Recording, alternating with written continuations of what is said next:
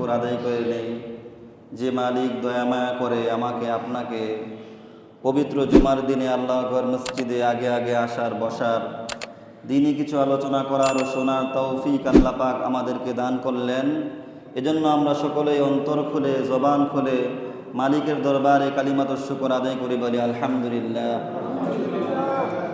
সম্মানিত মুসল্লিয়ানি কারাম, আজকে আমরা আলোচনা করব ঈমানের পরিচয় নিয়ে। ঈমান কাকে বলে এবং আল্লাহ রাব্বুল আলামিনের প্রতি ঈমান আনার অর্থ কী, এই বিষয়গুলো নিয়ে আজকে আমরা ইনশাআল্লাহ আলোচনা করব। ওমা তাওফীকি ইল্লা বিল্লাহ আলাইহি তাওয়াক্কালতু ওয়া ইলাইহি উনীব। সম্মানিত মুসল্লিয়ানি কারাম, গোটা মানব জাতির সফলতা এবং মুক্তির একটাই পথ, সেটা হচ্ছে তাওহীদ, একত্ববাদ, এক আল্লাহকে বিশ্বাস করা, আল্লাহকে এক খালেক হিসাবে মানা, আল্লাহকে রাজ্জাক হিসাবে মানা, আল্লাহকে সৃষ্টিকর্তা হিসাবে মানা। পাশাপাশি হযরত মুহাম্মদ মুস্তাফা সাল্লাল্লাহু আলাইহি ওয়াসাল্লামকে আল্লাহ তাআলার সর্বশেষ প্রেরিত রাসূল হিসাবে মানা। এর মধ্যেই আল্লাহ তাআলা দুনিয়া এবং আখিরাতের কামিয়াবি রেখে দিয়েছেন। আর যারা আল্লাহ এবং তার রাসূলকে মানে না, আল্লাহ এবং তার রাসূলকে যারা বিশ্বাস করে না, তারা দুনিয়াতেও নাকাম হবে, দুনিয়াতেও ক্ষতিগ্রস্তদের অন্তর্ভুক্ত হবে এবং আখিরাতেও তারা ক্ষতিগ্রস্তদের অন্তর্ভুক্ত হবে। আল্লাহ পাক রব্বুল আলামিন তাদের জন্য আখিরাতে যন্ত্রণাদায়ক শাস্তির ব্যবস্থা করে রেখেছেন। আর যারা আল্লাহকে মানে কিন্তু রাসূলকে মানে না, রাসূলকে মানে অথবা রাসূলকে শেষ নবী হিসেবে মানে না, তারাও সেই দলের অন্তর্ভুক্ত। এজন্য ঈমানের গুরুত্ব অনেক বেশি। আপনি দুনিয়া থেকে চলে গেলেন, কোনো আমল আপনি করতে পারেন নাই। মনে করেন আপনি দুনিয়া থেকে চলে গেলেন, আপনার আমল নামায় কোনো আমল নেই, শুধু ঈমানটা নিয়ে আপনি যেতে পারছেন, তাহলে আল্লাহ রাব্বুল আলামিন আপনাকে এই দুনিয়ার সমান 10 দুনিয়ার একটা জান্নাত আল্লাহ আপনাকে দান করবে।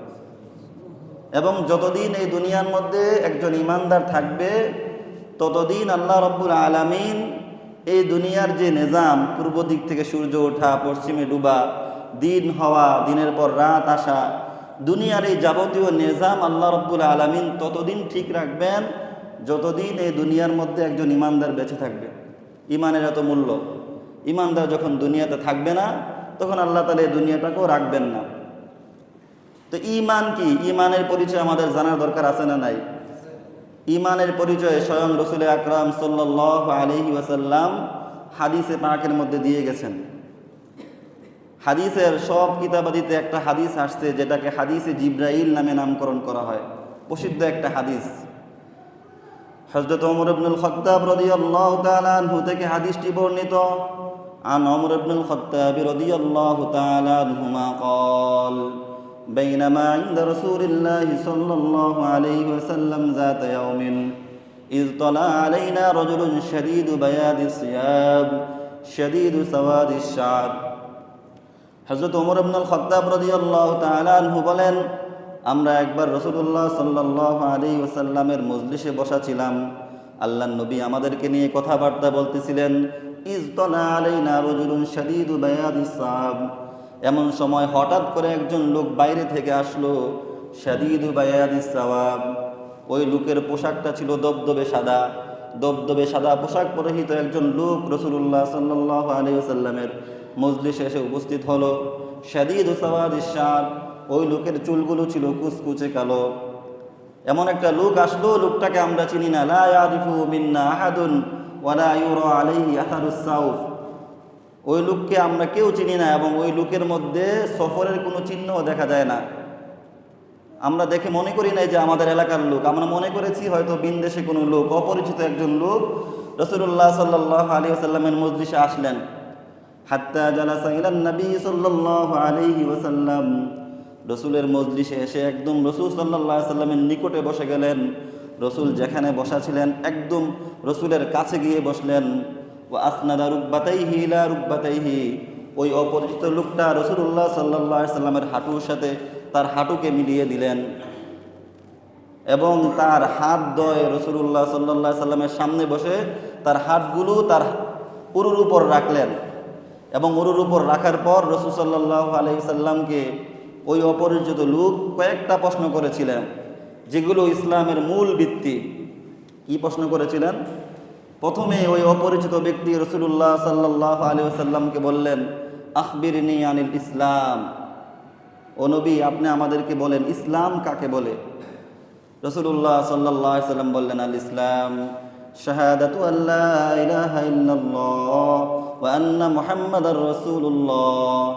ইসলাম হলো তুমি এই কথা সাক্ষী দিবা যে আল্লাহ তাআলা এক এবং মুহাম্মদ সাল্লাল্লাহু আলাইহি ওয়াসাল্লাম আল্লাহ তাআলার রাসূল। ওয়া তুকিমাস সালাহ, নামাজ কায়েম করবা। ওয়া তুতিয়াজ যাকাত, যাকাত দিবা। ওয়া তাহুজ্জুল বাইত ওয়া তাসুমা রমাদান, রমজান মাসে রোজা রাখবা, সমর্থ থাকলে হজ করতে যাবা। এটা হচ্ছে ইসলাম।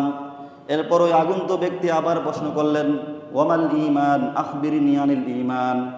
ও আল্লাহর নবী আপনি আমাকে বলুন ঈমান কাকে বলে, ঈমানের পরিচয়টা আপনি আমাকে দেন। আল্লাহর নবী সাল্লাল্লাহু আলাইহি ওয়াসাল্লাম বললেন, আল ঈমান আন তুমিনা বিল্লাহি ওয়া মালাইকাতিহি ওয়া কুতুবিহি ওয়া রুসুলিহি ওয়াল ইয়াউমিল আখির ওয়া তুমিনা বিল কদরি খাইরিহি ওয়া শাররিহি।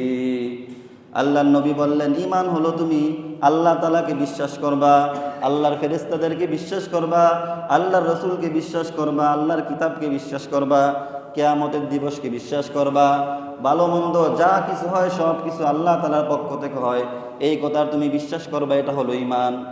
এরপর ওই অপরিচিত লোক আবার প্রশ্ন করলেন, আখবিরনি আনিল ইহসান। ও নবী আপনি আমাকে বলেন ইহসান কাকে বলে, ইহসান কি? রাসূল বললেন, আন তা'বুদাল্লাহ কাআন্নাকা তারা ফাইন লাম তাকুন তারাহু ফাইন্নাহু ইয়ারাকা। ইহসান হলো তুমি আল্লাহ তাআলাকে এমনভাবে ইবাদত করবা, আল্লাহ তাআলার ইবাদত এমনভাবে করবা তুমি মনে করবা তুমি আল্লাহ তাআলাকে দেখতেছো। ফাইন লাম তাকুন তারাহু ফাইন্নাহু ইয়ারাকা, যদি এই অবস্থা তুমি সৃষ্টি না করতে পারো তাহলে অন্তত মনের মধ্যে এই অবস্থা সৃষ্টি করবা যে আল্লাহ তাআলা স্বয়ং তোমাকে দেখতেছে। একজন মানুষ যদি ইবাদতের সময় এই চিন্তা নিয়ে ইবাদত করে যে আমি এখন নামাজে দাঁড়ালাম, আল্লাহ আমাকে দেখতেছে, বলেন আমার মনটা নামাজ থেকে অন্য কোথাও যাবে? আমার স্বয়ং আল্লাহ তাআলা আমাকে দেখতেছেন, এটা হচ্ছে ইহসান। এরপর ওই আগন্তুক লোক আবার প্রশ্ন করলেন, আখবিরনি মাতাস সাআ। ও নবী আপনি আমাকে বলেন কিয়ামত কখন সংঘটিত হবে? রাসূল বললেন, মাল মাসউলু আনহা বিআলামা মিনাস সাইল। কিয়ামত কখন সংঘটিত হবে এই বিষয়ে যে ব্যক্তি জিজ্ঞাসা করেছে সেই ব্যক্তি আমার চেয়ে ভালো জানে, আমি জানি না এত। এরপর ওই ব্যক্তি আবার প্রশ্ন করলো, ওই অপরিচিত লোক আবার প্রশ্ন করলো, ইয়া রাসূলুল্লাহ ফাখবিরনি আন আমারাতিহা। কিয়ামত কখন সংঘটিত হবে এটা না বললেও কিয়ামতের কিছু আলামত আপনি আমাদের সামনে বর্ণনা করেন। রাসূলুল্লাহ সাল্লাল্লাহু আলাইহি ওয়াসাল্লাম বলেন, আনতারিদাল আমাতু রাব্বাদাহা।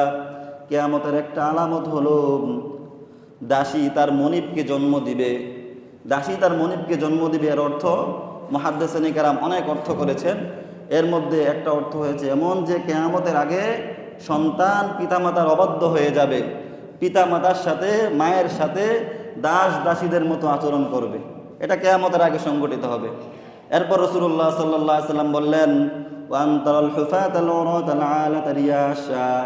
কিয়ামতের আগে তুমি দেখতে পারবা নগ্ন পথ, যারা দরিদ্র শ্রেণীর লোক ছিল এক সময়, তারা অনেক বড় বড় অট্টালিকা নিয়ে মানুষের সামনে গর্ব করবে, এটা কিয়ামতের আলামত। যাই হোক, এই আগন্তুক লোক এসে রাসূল পাক সাল্লাল্লাহু আলাইহি ওয়াসাল্লামকে মৌলিক কিছু প্রশ্ন করে চলে গেলেন। এরপর রাসূলুল্লাহ সাল্লাল্লাহু আলাইহি ওয়াসাল্লাম কয়েকদিন পর হযরত ওমর ফারুক রাদিয়াল্লাহু তাআলা আনহু যেহেতু ওই মজলিসে ছিলেন, রাসূলুল্লাহ সাল্লাল্লাহু আলাইহি ওয়াসাল্লাম ওমর ফারুক রাদিয়াল্লাহু তাআলা আনহুকে বললেন, ওমর তুমি কি চিনতে পেরেছো ওই লোকটাকে, ওই যে গতদিন আগন্তুক একটা লোক, অপরিচিত একটা লোক আসছিল? ওমর রাদিয়াল্লাহু তাআলা আনহু বললেন, আল্লাহু ওয়া রাসূলুহু আ'লাম, আল্লাহ এবং তার রাসূলই ভালো জানেন। তখন রাসূলুল্লাহ সাল্লাল্লাহু আলাইহি ওয়াসাল্লাম বললেন, তিনি হলেন জিবরাইল আমিন, স্বয়ং আল্লাহ রাব্বুল আলামিন জিবরাইলকে আমার কাছে পাঠিয়েছেন, তিনি যেন তোমাদেরকে তোমাদের দ্বীন সম্পর্কে অবগতি করেন, তোমাদেরকে তোমাদের দ্বীন যেন শিক্ষা দেন। এজন্য আল্লাহ রাব্বুল আলামিন এই অপরিচিত লোকের বেশে তোমাদের কাছে জিবরাইল আমিনকে পাঠিয়েছেন। সুবহানাল্লাহ। এই রাসূলুল্লাহ সাল্লাল্লাহু আলাইহি সাল্লামকে এই আগন্তুক যখনই প্রশ্ন করছিল আর রাসূল সাল্লাল্লাহু আলাইহি সাল্লাম আগন্তুকের প্রশ্নের উত্তর দিচ্ছিলেন, প্রত্যেকটা উত্তরের পর সেই জিবরাইল আমিন বলতেছিলেন, সাদাক্তা, নবী আপনি সত্য বলেছেন। সাহাবায়ে কেরাম অবাক হয়ে তাকিয়েছিলেন যে এই লোক, তাকে আমরা চিনি না, জানি না, সে রাসূল সাল্লাল্লাহু আলাইহি সাল্লামকে এসে এক একটা প্রশ্ন করতেছেন, রাসূল সাল্লাল্লাহু আলাইহি সাল্লামের প্রশ্নের উত্তর দিলে তিনি আবার বলতেছেন যে আপনি সঠিক বলতেছেন। সাহাবায়ে কেরাম অবাক হয়ে তাকিয়েছিল। যাই হোক, এটাকে হাদিসের কিতাবাদিতে হাদিসে জিব্রাইল নামে চিনে। তো এই হাদিসে জিব্রাইলের মধ্যে রাসূলুল্লাহ সাল্লাল্লাহু আলাইহি ওয়াসাল্লাম মূলত ঈমানের পরিচয় দিয়েছেন। ঈমান কাকে বলে? এক নম্বরে রাসূলুল্লাহ সাল্লাল্লাহু আলাইহি ওয়াসাল্লাম বললেন, ঈমান হলো আন তুমিনা বিল্লাহি ওয়া মালাইকাতিহি ওয়া কুতুবিহি ওয়া রুসুলিহি ওয়াল ইয়াউমিল আখির ওয়া তুমিনা বিল কদরি খাইরিহি ওয়া শাররিহি। ঈমান হলো তুমি আল্লাহ তাআলাকে বিশ্বাস করবা, এক হিসাবে মানবা, তার ফেরেশতাদেরকে মানবা, তার কিতাবাদীদেরকে মানবা, তার রসুলদেরকে মানবা, কিয়ামতের দিবসের প্রতি বিশ্বাস করবা, এবং ভালো মন্দ যা কিছু হয় সব কিছু আল্লাহ পাকের পক্ষ থেকে হয়, এই বিশ্বাস তুমি স্থাপন করবা। এটাই হলো একজন ইমানদারের ইমানের পরিচয়। সুবহানাল্লাহ বিহামদি। তাহলে রাসূলুল্লাহ সাল্লাল্লাহু আলাইহি সাল্লাম এখানে বলে দিলেন ইমানের পরিচয় কি। এই কয়েকটা বিষয় আমাদেরকে বিশ্বাস রাখলে আমরা ইমানদার হতে পারবো। এর মধ্যে প্রথম বিষয় হলো আল্লাহ তাআলার প্রতি ঈমান রাখা। আল্লাহ পাকের প্রতি ঈমান কিভাবে রাখতে হবে? তিনটা জিনিস লাগবে আল্লাহর প্রতি পরিপূর্ণ ঈমানদার হওয়ার জন্য। তিনটা বিষয় লাগবে। কয়টা বিষয়? তিনটা বিষয় লাগবে। এক নাম্বার, আল্লাহকে এক মানতে হবে জাতের ক্ষেত্রে, সত্তার ক্ষেত্রে। দুই নম্বর, আল্লাহকে এক মানতে হবে গুণের ক্ষেত্রে। তিন নম্বর, আল্লাহ পাককে এক মানতে হবে ইবাদতের ক্ষেত্রে। এই তিনটা বিষয় যদি আপনি মানেন তাহলে আপনি আল্লাহর প্রতি ঈমান রাখলেন। প্রথম নম্বর, আল্লাহ পাককে এক মানতে হবে সত্তাগতভাবে। আল্লাহ এক সত্তা, তার কোনো সন্তান নেই, তার কোনো স্ত্রী নেই, তার কোনো পরিবার নেই, তার কোনো বংশ নেই, তার কোনো আত্মীয় স্বজন আওলাদ নেই। এটা আপনাকে মানতে হবে। এটাই আল্লাহ রাব্বুল আলামিন কোরআনুল কারীমের সূরাতুল ইখলাসে ইখলাস নাজিল করে আল্লাহ তাআলা এই কথাটাই বললেন। আল্লাহ পাক বললেন, কুল হুয়াল্লাহু আহাদ আল্লাহুস সামাদ লাম ইয়ালিদ ওয়া লাম ইউলাদ ওয়া লাম ইয়াকুল লাহু কুফুয়ান আহাদ। আল্লাহ পাককে যে সত্তাগতভাবে এক মানতে হবে, এই কথাটা আল্লাহ রাব্বুল আলামিন সূরাতুল ইখলাস নাজিল করে মানব জাতিকে জানিয়ে দিয়েছেন। এই সূরাতুল ইখলাস নাজিলের প্রেক্ষাপট বা শানে নুজুল। শানে নুজুল কাকে বলা হয়? শানে নুজুল বলা হয় যে প্রেক্ষাপটে আল্লাহ তাআলা কোনো একটা সূরা অথবা কোনো একটা আয়াত নাজিল করেছেন, সেই প্রেক্ষাপটটাকে ওই আয়াত বা ওই সূরার শানে নুজুল বলা হয়। তো এই সূরা ইখলাসকে আল্লাহ তাআলা কেন নাজিল করেছেন, কোন প্রেক্ষাপটে নাজিল করেছেন, এই সূরা ইখলাসের শানে নুজুল কি, এর শানে নুজুল নিয়ে মুহাদ্দিসিনে কেরাম তিনটা রিওয়ায়াত এনেছেন যে কোন প্রেক্ষাপটে আল্লাহ তাআলা এই সূরা ইখলাস নাজিল করেছেন। তিনটা রিওয়ায়াত পাওয়া যায়। এক নাম্বার, হাদিসে পাকের মধ্যে আসছে যে মদিনার ইহুদিরা রাসূল পাক সাল্লাল্লাহু আলাইহি ওয়াসাল্লামের কাছে আসলেন। সেখানে ইহুদিদের বড় বড় লিডার কাব ইবনে আশরাফ, হুয়াই ইবনে আখতাব সহ বড় বড় লিডাররা আসছিল।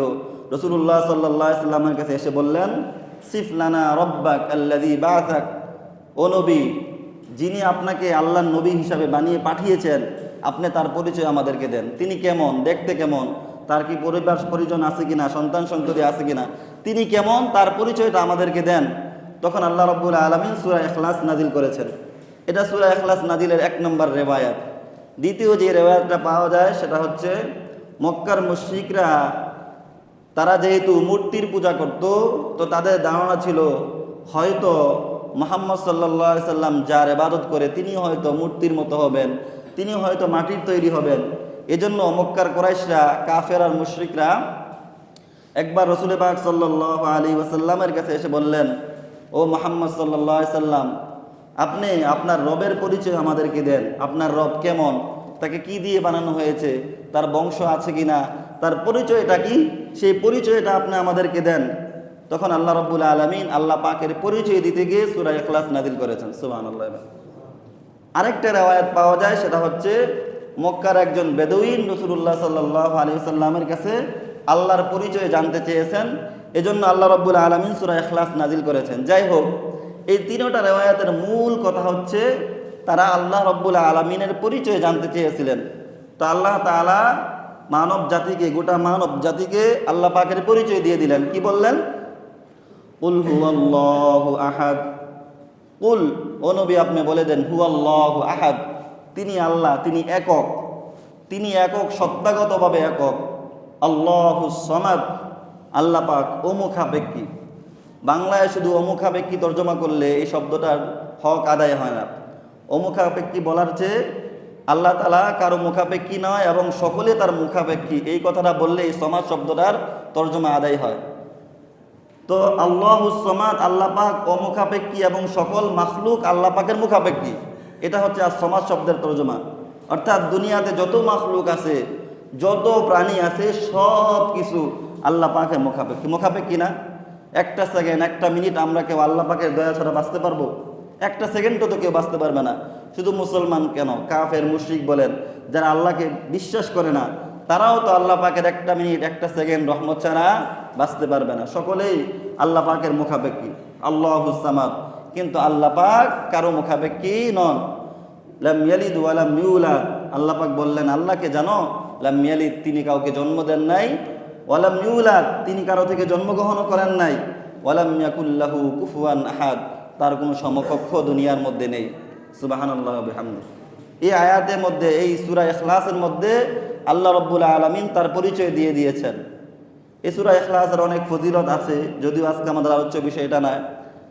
এর মধ্যে একটা ফজিলত হলো, যে ব্যক্তি সূরা ইখলাসকে ভালোবাসে, স্বয়ং আল্লাহ রাব্বুল আলামিন তাকে ভালোবাসেন। সুবহানাল্লাহ ওয়া বিহামদিহি। আল্লাহ নবী সাল্লাল্লাহু আলাইহি ওয়াসাল্লাম একবার এক জায়গায় যাইতেছিলেন, ওনার সাথে এক সাহাবী ছিলেন। তো পথিমধ্যে রাসূলুল্লাহ সাল্লাল্লাহু আলাইহি ওয়াসাল্লাম এক ব্যক্তিকে সূরা ইখলাস পড়তে শুনে বললেন ওয়াজাবাত, তার জন্য আবশ্যক হয়ে গেছে। ওই সাহাবী বললেন ইয়া রাসূলুল্লাহ ওমা ওয়াজাবাত, ওই ব্যক্তির জন্য কি আবশ্যক হয়েছে? রাসূল সাল্লাল্লাহু আলাইহি ওয়াসাল্লাম বললেন আল জান্নাত ওয়াজাবাত, ওই যে ওই ব্যক্তিটা সূরা ইখলাস পড়েছে তার জন্য জান্নাত ওয়াজিব হয়ে গিয়েছে। সুবহানাল্লাহ ওয়া বিহামদিহি। শুধু তাই না, এই সূরা ইখলাস কোরআনের 1/3। আল্লাহ নবী সাল্লাল্লাহু আলাইহি ওয়াসাল্লাম একবার সাহাবায়ে কেরামদেরকে বললেন উহশুদু, ও আমার সাহাবারা তোমরা জমা হও, আমি তোমাদেরকে কিছুক্ষণের মধ্যেই কোরআনের 1/3 পাঠ করে শোনাবো। সাহাবায়ে কেরাম রাসূলুল্লাহ সাল্লাল্লাহু আলাইহি ওয়াসাল্লামের কথা শুনে একসাথে জমা হলেন। এর একটু পর রাসূলুল্লাহ সাল্লাল্লাহু আলাইহি ওয়াসাল্লাম হুজরা থেকে বের হয়ে আসলেন। আসার পর সূরা ইখলাস পাঠ করলেন, তারপর আবার চলে গেলেন। তখন সাহাবায়ে কেরাম নিজেদের মধ্যে আলোচনা করতে লাগলেন, কানাঘুষা করতে লাগলেন, একজন আরেকজনকে বলতে লাগলেন। রাসূল না বললেন, রাসূল আমাদেরকে কোরআনের 1/3 পড়ে শোনাবেন, 30 পারা কোরআনের 10 পারা তো কমপক্ষে পড়ে শোনাবেন। রাসূল আমাদেরকে বলেছেন 1/3 পড়ে শোনাবেন। কই, রাসূল তো শোনান নাই, রাসূল তো শুধু ইখলাস পড়ে চলে গেলেন। তখন অন্যান্য সাহাবায়ে কেরামরা বলতেছিল, মনে হয় রাসূলুল্লাহ সাল্লাল্লাহু আলাইহি ওয়াসাল্লামের উপর ওহী নাযিল হচ্ছে, অথবা রাসূল সাল্লাল্লাহু আলাইহি ওয়াসাল্লামের কোনো ব্যস্ততা আছে, এজন্য রাসূল সাল্লাল্লাহু আলাইহি ওয়াসাল্লাম ঘরে চলে গেছেন, পরে হয়তো এসে আবার শোনাবেন। এর কিছুক্ষণ পর রাসূলুল্লাহ সাল্লাল্লাহু আলাইহি ওয়াসাল্লাম আবার আসলেন, এসে বললেন ও আমার সাহাবীরা, আমি তোমাদেরকে বলেছিলাম কোরআনের 1/3 পাঠ করে তোমাদেরকে শোনাবো। আমি তো তোমাদেরকে কোরআনের 1/3 পাঠ করে শোনাইছি, সেটা হচ্ছে সূরাতুল ইখলাস। জেনে রাখো, যে ব্যক্তি সূরাতুল ইখলাস একবার পাঠ করলো, সে যেন কোরআনের 1/3 পাঠ করলো। সুবহানাল্লাহ ওয়া বিহামদিহি। এই সূরা ইখলাসের ফজিলত এই জন্য যে আল্লাহ রাব্বুল আলামিন এই সূরা ইখলাসের মধ্যে নিজের পরিচয় দিয়েছেন, এবং এই সূরা ইখলাসের মাধ্যমে ইসলাম ছাড়া পৃথিবীর মধ্যে আরও যত ধর্ম আছে, যত মতবাদ আছে, যত কিছু আছে, সবগুলো বাতিল হয়ে যায়। কেন? আল্লাহ তাআলা বলে দিয়েছেন কুল হুয়াল্লাহু আহাদ, নবী আপনি বলে দিন আল্লাহ এক। আপনি দেখেন হিন্দু ধর্মে দেখেন, তারা এক আল্লাহ মানে, এক আল্লাহ মানে না। তারা চিন্তা করে একজন আল্লাহ একসাথে এত কাজ কিভাবে করবে। মানুষের মতো তারা মিলায় যে একজন আল্লাহ, তিনি আবার বৃষ্টি দিবেন, তিনি আবার রোদ দিবেন, তিনি আবার শস্য ফল ফলাদি দিবেন, তিনি আবার মানুষকে সুখ দিবেন, তিনি আবার মানুষকে অসুস্থ করবেন। এত কাজ এক আল্লাহ কিভাবে করবেন? এজন্য তারা আল্লাহর সাথে সমকক্ষ স্থির করে অনেক মূর্তি তারা স্থাপন করেছে। তারা একটা মূর্তিকে রেখেছে তাদের সুখ দেওয়ার জন্য, একটা মূর্তিকে রেখেছে বৃষ্টি দেওয়ার জন্য, একটা মূর্তিকে তারা মনে করে রোদ দেয় এই বৃষ্টি। এভাবে অনেকগুলো মূর্তি তারা আল্লাহ তাআলার সাথে শরীক করেছে। আল্লাহ বললেন আল্লাহু আহাদ, আল্লাহ এক, আল্লাহর সাথে কোনো শরীক নেই। এই হিসাবে মুশরিকদের ধর্ম বাতিল হয়ে যায়।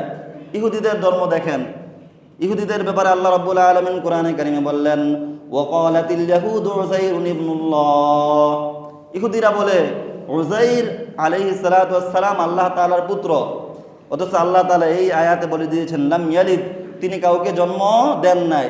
এই আয়াতের মাধ্যমে ইহুদি ধর্ম কি হয়ে যায়? বাদ হয়ে যায়। এরপর দেখেন যারা নাসারা, তারা আল্লাহ তাআলাকে 3 জন মিলে মনে করে একজন আল্লাহ। কয়জন মিলে? ঈসা আলাইহিস সালাতু ওয়াস সালামকে আল্লাহ মনে করেন, মারিয়াম আলাইহিস সালাতু ওয়াস সালামকে নাউজুবিল্লাহ আল্লাহর স্ত্রী মনে করেন, নাউজুবিল্লাহ বলেন, এবং আল্লাহ তাআলাকে একজন আল্লাহ, এই 3 জন মিলে একজন আল্লাহ মনে করেন। অথচ আল্লাহ তাআলা বললেন লাম ইয়ালিদ ওয়া লাম ইউলাদ, তার কোনো সন্তান নেই, তিনি কারো থেকে জন্মগ্রহণ করেন নাই, কাউকে জন্ম দেন নাই। ওয়ালাম ইয়াকুল লাহু কুফুয়ান আহাদ, দুনিয়াতে কোনো জায়গায় তার কোনো সমকক্ষ নেই। সম্মানিত মুসল্লিয়ানি কারাম, তাহলে আমরা বলতেছিলাম ঈমান বিল্লাহ, আল্লাহর প্রতি ঈমান আনার ক্ষেত্রে তিনটা জিনিস আমাদেরকে লক্ষ্য রাখতে হবে।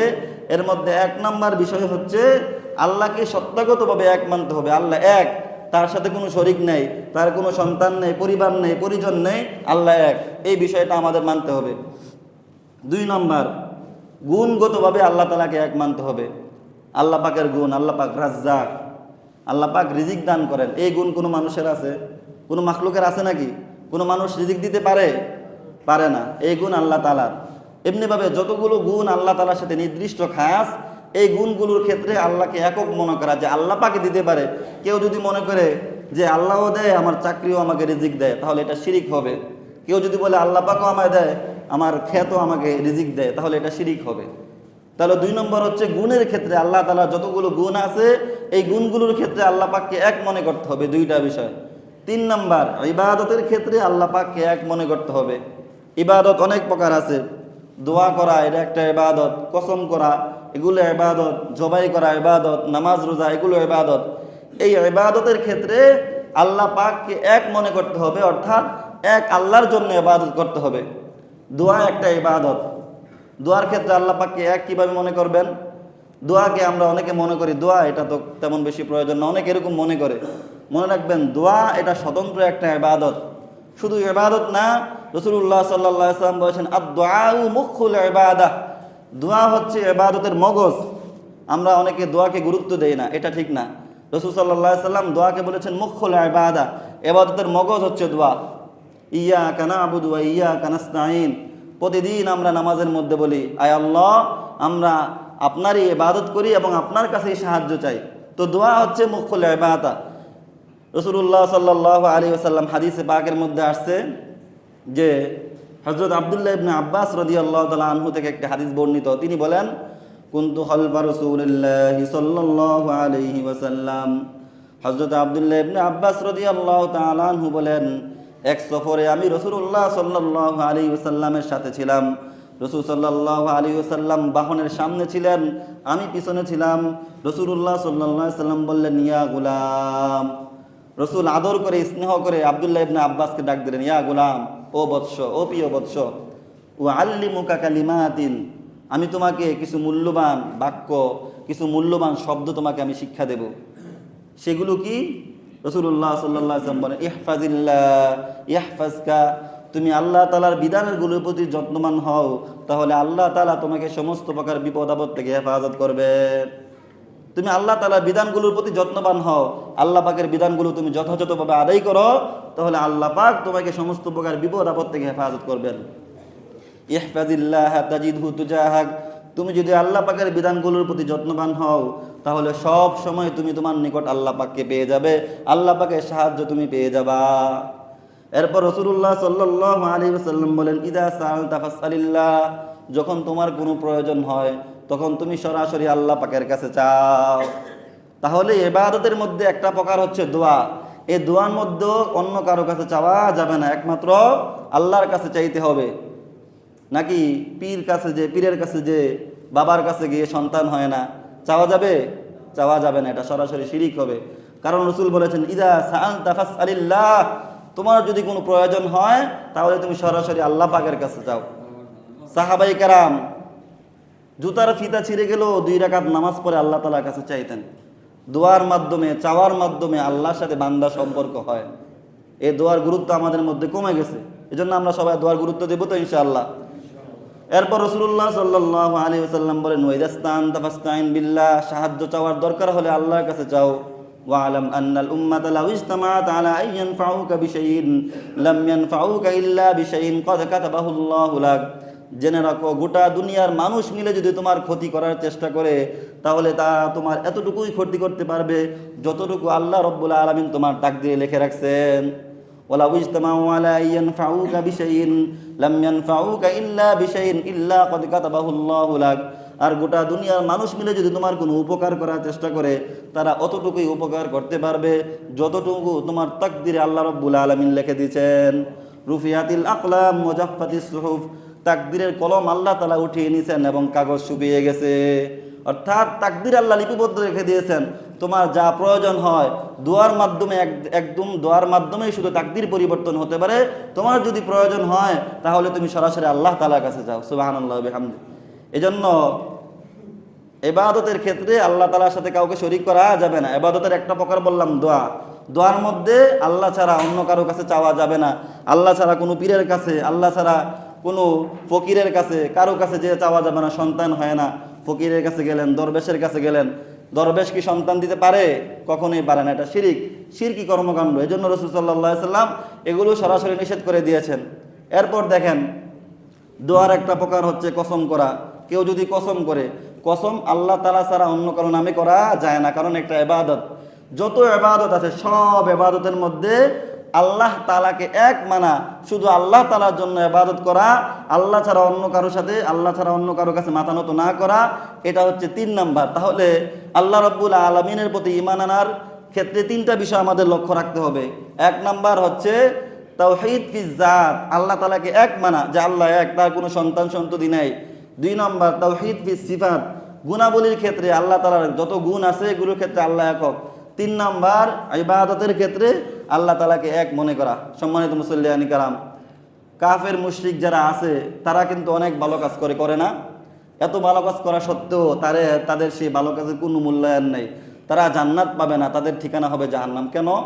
কারণ তাদের মধ্যে তাওহীদ নেই, ঈমান নেই, তাদের মধ্যে আছে শিরিক। এই শিরিক থাকার কারণে আল্লাহ তাআলা তাদের আমলগুলোকে বরবাদ করে দিবেন। এটা হচ্ছে শিরকে আকবার, বড় শিরিক। আমাদের মধ্যেও, মুসলমানদের মধ্যেও একটা শিরিক আছে, সেটাকে বলা হয় শিরকে আসগার। শিরকে আসগার এটা বড় শিরিক না, সেটা হচ্ছে শিরকে আসগর, মানে ছোট শিরিক। সেটা কি? সেটা হচ্ছে রিয়া, লোক দেখানো। যে কোনো আমল আল্লাহ পাকের কাছে কবুল করার জন্য, আল্লাহ পাকের কাছে গ্রহণযোগ্য হওয়ার জন্য 2টা জিনিস জরুরি লাগবে। একটা হচ্ছে সে আমলটার ক্ষেত্রে ইখলাস লাগবে, শিরিক থাকা যাবে না, রিয়া থাকা যাবে না, ইখলাস লাগবে। 2 নম্বর রাসূলুল্লাহ সাল্লাল্লাহু আলাইহি ওয়াসাল্লামের সুন্নাহ মোতাবেক সেই কাজটা হতে হবে।